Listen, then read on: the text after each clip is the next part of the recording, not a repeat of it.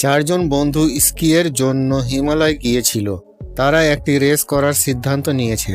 তাদের মধ্যে তিনজন ফিনিশ লাইনে পৌঁছেছিল, কিন্তু চতুর্থ জন তা করেনি। তিনজনই তাকে দেখতে ফিরে যান, কিন্তু তারা তাকে মৃত অবস্থায় দেখতে পেল। তাদের মধ্যে কেবল চারজনই এসেছিলেন, সুতরাং তিনজনের মধ্যে একজন হত্যাকারী হবেন। আপনি কি তাদের দেখে অনুমান করতে পারলেন কে হত্যাকারী?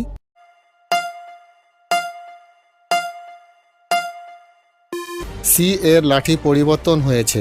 দৌড় শুরু হওয়ার সময় তার নীল লাঠি ছিল, তবে এখন তার কাছে একটি লাল লাঠি এবং একটি নীল লাঠি রয়েছে।